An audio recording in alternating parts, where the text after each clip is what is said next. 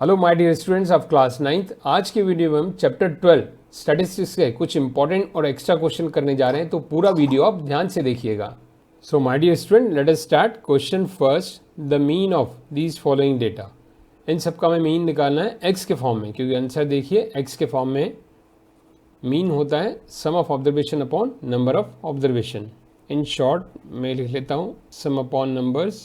अब इनका हम सम करें, न्यूमरेटर में सम एंड टोटल डिनोमिनेटर में नंबर ऑफ ऑब्जर्वेशन कितने हैं, ये 5, 1 2 3 4 5। अब ये एक्स है टोटल 5x नंबर्स को ऐड करें 3 6 9 9 18 and 12 30 upon 5। Now see student, यहाँ बच्चे क्या करते हैं 5 कैंसिल कर लिया। ये गलती आपको नहीं करना है। इस तरह की common mistake, short tricks, MCQs मैं अपने इंस्टाग्राम चैनल पे अपलोड करता रहता हूँ, इसी नाम से मैथ बेस मेकर। वो भी आप देखते रहिए, specially for maths MCQs and short tricks, common mistakes. तो आइए इसको आगे हम करते हैं। तो यहाँ हम क्या करेंगे, 5 कॉमन ले लेंगे, 5 कैंसिल, x + 6, तो ऑप्शन ए इज आंसर। तो आइए नेक्स्ट क्वेश्चन की ओर बढ़ते हैं। नाउ सेकंड क्वेश्चन देखिए, बहुत ही easy question. In the class interval 10 20 and 20 30 the number 20 is included in. ये कंटिन्यूस क्लास इंटरवल है, तो इसमें 20 देखिए कहाँ लाई करेगा, सेकंड वाले में, क्योंकि यहाँ पर हम जो काउंट करते हैं 10 to 19 रहता है, और यहाँ 20 इस सेकंड से स्टार्ट होता है, फिर यहाँ 29। तो हमारा ऑप्शन क्या होगा, B 20 to 30। This is the answer.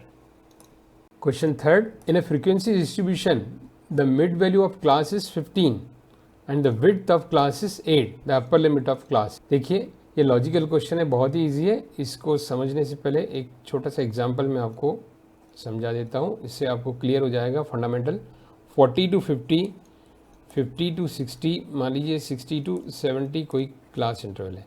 अब इसका क्लास विड्थ, विड्थ मतलब क्लास साइज, एक ही बात है, वो कितना है 10। इनके बीच में डिफरेंस क्लास साइज, या यहाँ का आ गया है क्लास विड्थ 10 है। अब इनकी मिड वैल्यू, जो इनका क्लास मार्क बोलते हैं, हम उसको XI से डिनोट करते हैं यहाँ। तो 40 एंड 50 कैसे निकालेंगे, 40 + 50 अपॉन 2 यानी कि 45। तो इसकी मिड वैल्यू रहेगी 45।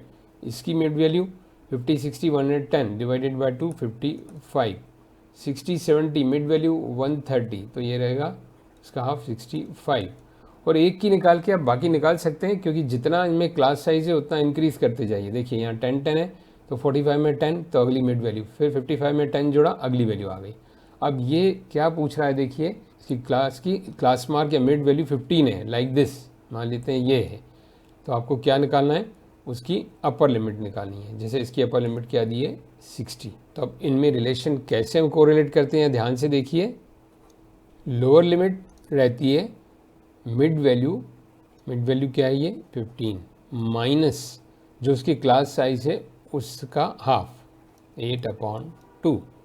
और अपर लिमिट क्या रहती है, देखिए अपर लिमिट होती है 15, वही मिड वैल्यू प्लस इसका जो क्लास साइज है डिवाइडेड बाय 2। तो देखिए 15 - 4 11, और यहाँ 15 + 4 दिस इज 19। तो ये जो क्लास इंटरवल था वो क्या था, 11 19, लाइक दिस। जैसे ये हैं सब, तो वो 11 19 वाला है, उसकी बात की जा रही है। तो अपर लिमिट क्या है इसकी, 19। तो हमारा आंसर हो जाएगा D 19। Now my dear student, question number 4, the median of first 10 prime numbers. अब देखिए स्टूडेंट, कई बच्चों को कन्फ्यूजन होता है कि मीडियन मोड सिलेबस में है कि नहीं है। एनसीईआरटी में हालांकि नहीं है, लेकिन आपको ये मीडियन करना चाहिए, क्योंकि रिफ्रेशर क्वेश्चन आप करेंगे तो इसमें आपको मीडियन मोड के क्वेश्चन मिलेंगे। और आगे 10th क्लास में इसका डीप कॉन्सेप्ट है, वो तभी आपको समझ में आएगा 10th क्लास का, जब आप ये बेसिक्स करेंगे। तो बहुत ही आसान है, इसके बेसिक्स और बेसिक क्वेश्चंस आपको प्रैक्टिस कर लेने चाहिए। तो मीडियन ऑफ 10 प्राइम नंबर्स, तो हम समझते हैं पहले 10 प्राइम नंबर्स क्या हैं। 2 3 17, then 19 23 29। We can say the prime numbers are the numbers those having the factor 1 and itself only, या हम बिल्कुल सरल भाषा में कहें जो किसी टेबल में ही नहीं आते हैं, खुद की टेबल में आते हैं, तो ये 10 प्राइम नंबर हो गए। तो देखिए ये इवन है और टोटल नंबर्स हैं हमारे पास 10। तो मीडियन के लिए पहले हम क्या करते हैं, अरेंज करते हैं इंक्रीजिंग में, तो ऑलरेडी ये इंक्रीजिंग ऑर्डर में है।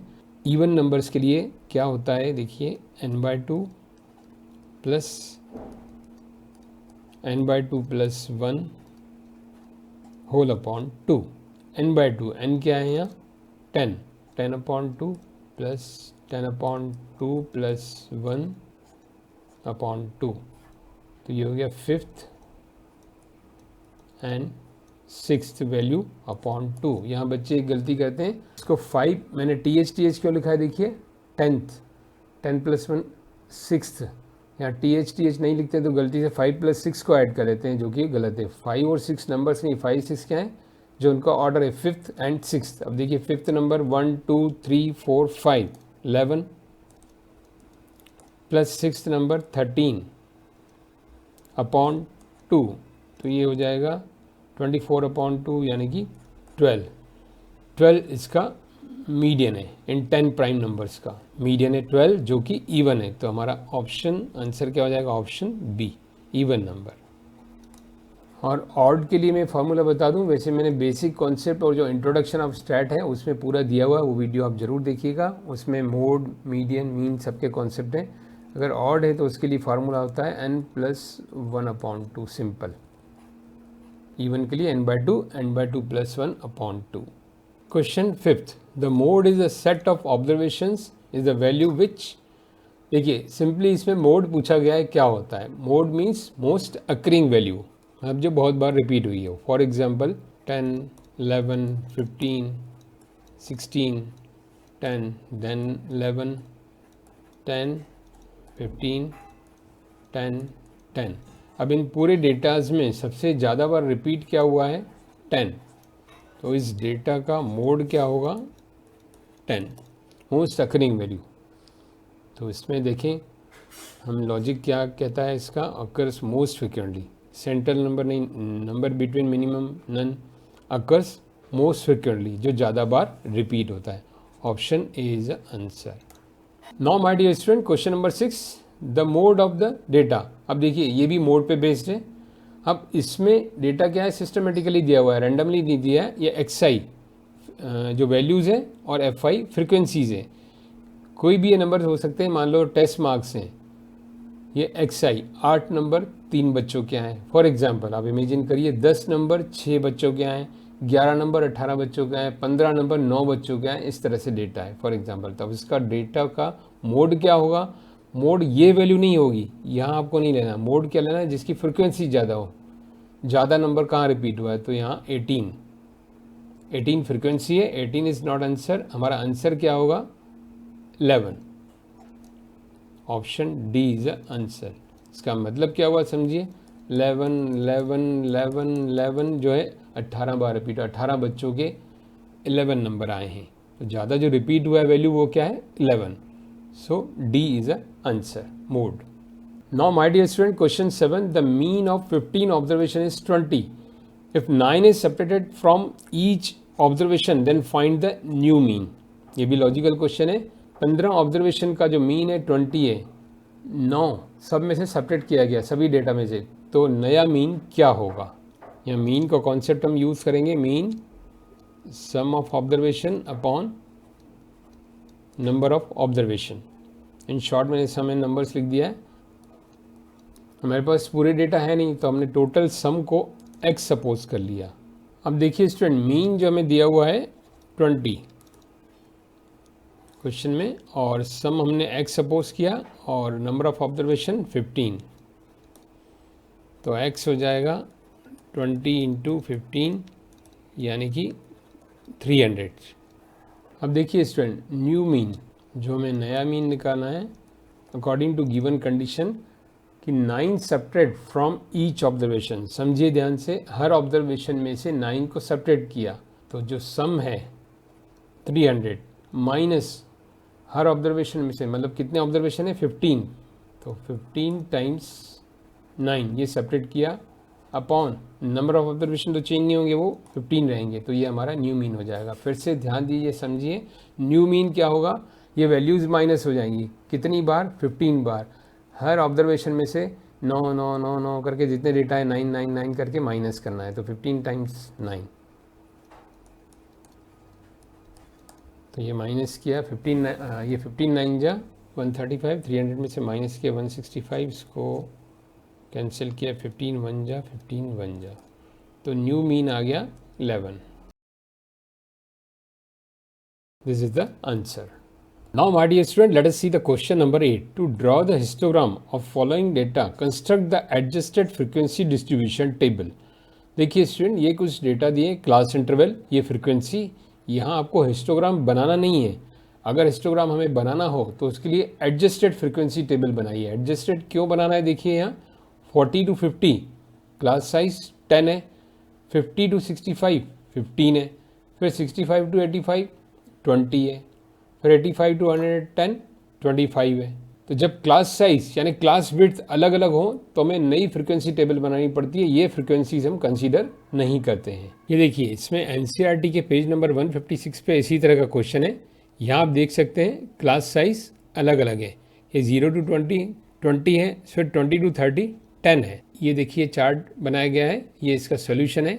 ये क्लास साइज और ये फ्रीक्वेंसीज जो हैं इसकी, यही फ्रीक्वेंसीज हैं, और ये विड्थ यानी क्लास साइज, इसका क्लास साइज 20 है, इसका क्लास साइज 10 है। देखिए अलग अलग है। फिर आगे 20 10, तो इसमें जो फार्मूला ये यूज़ किया गया है उसको मैं यहाँ पर एक्सप्लेन करूँगा कि ये लॉजिक, ये बेसिक कॉन्सेप्ट क्या यूज़ किया गया है। इसको यूज़ करते हुए हम अपने क्वेश्चन का सोल्यूशन निकालेंगे। तो यहाँ स्पेस नहीं है, अगले पेज पर मैं इसको ले चलता हूँ। ये टेबल मैंने यहाँ पर ले आया।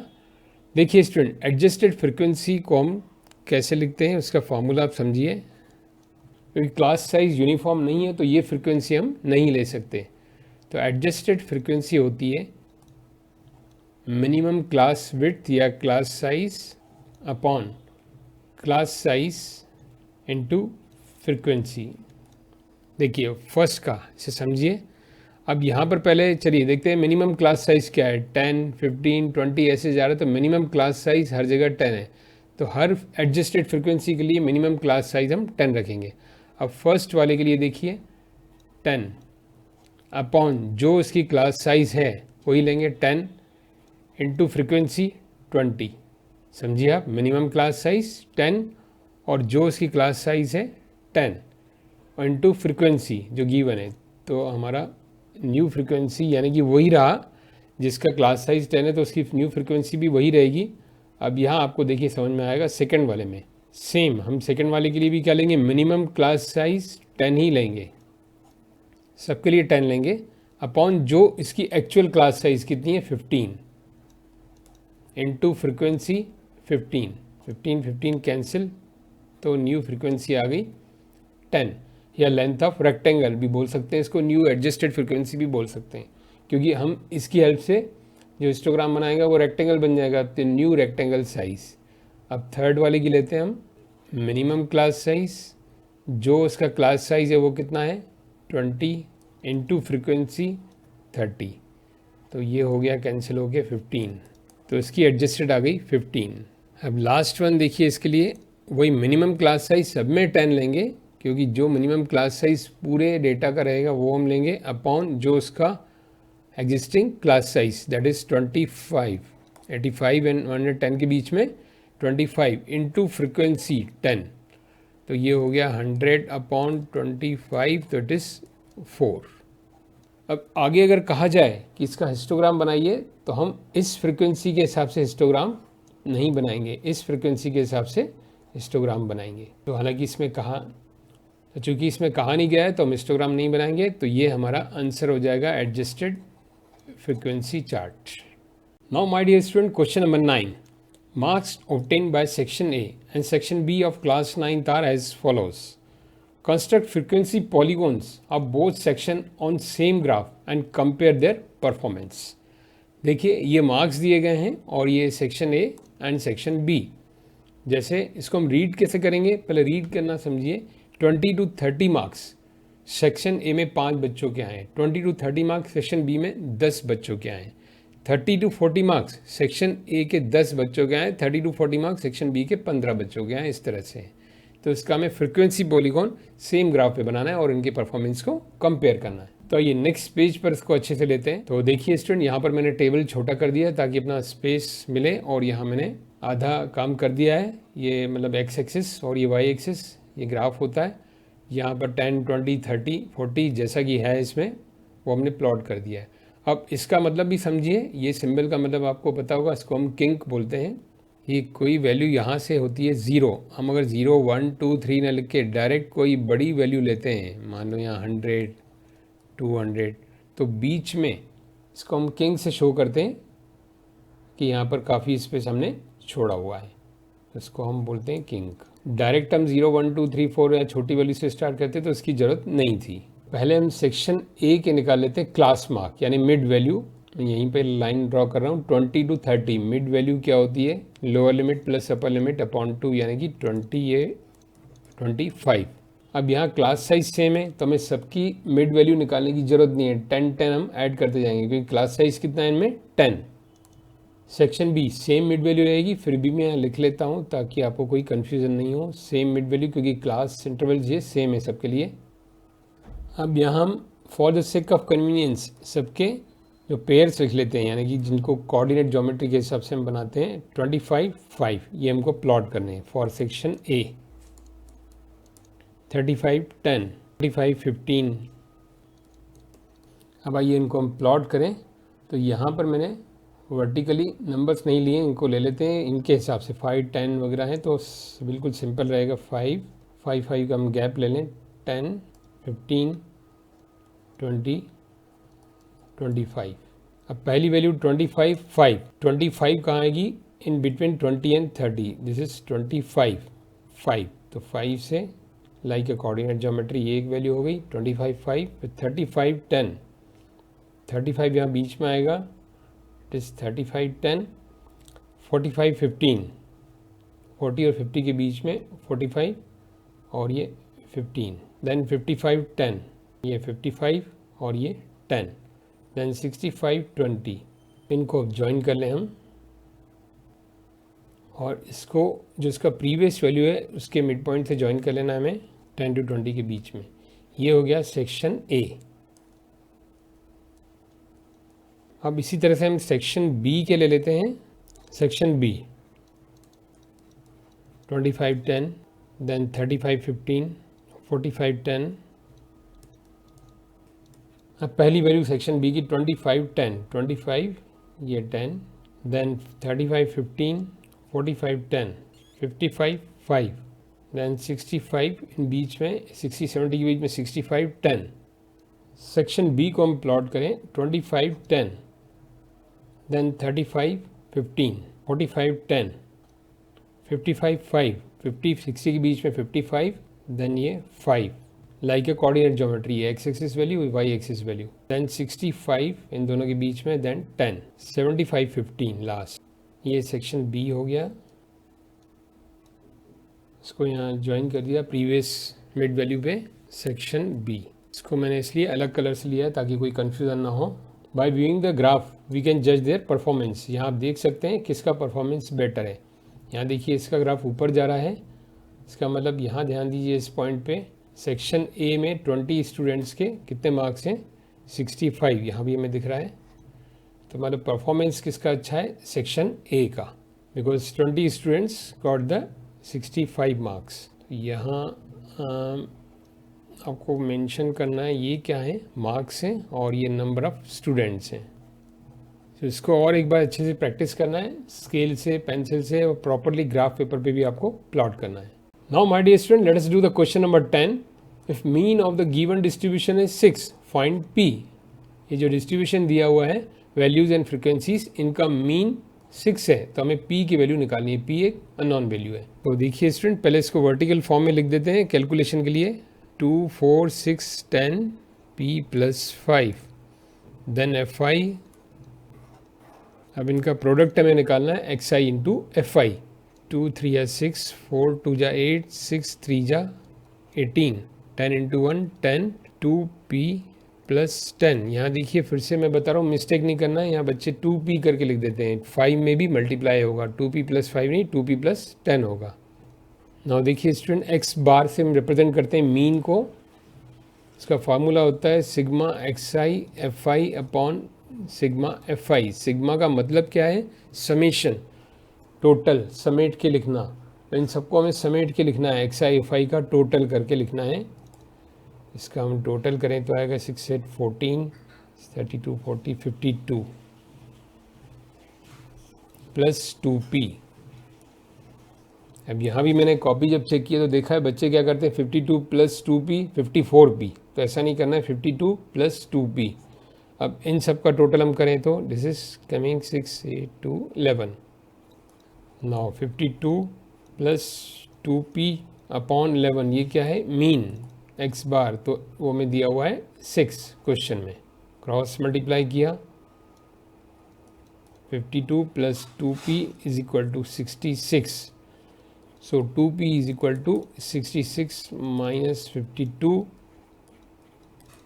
it is 14, so p will be 14 upon 2 means 7, so answer आ गया p is equal to 7 जो अननोन वैल्यू थी। सो माय डियर स्टूडेंट, ये थे top 10 important extra question chapter 12 statistics के।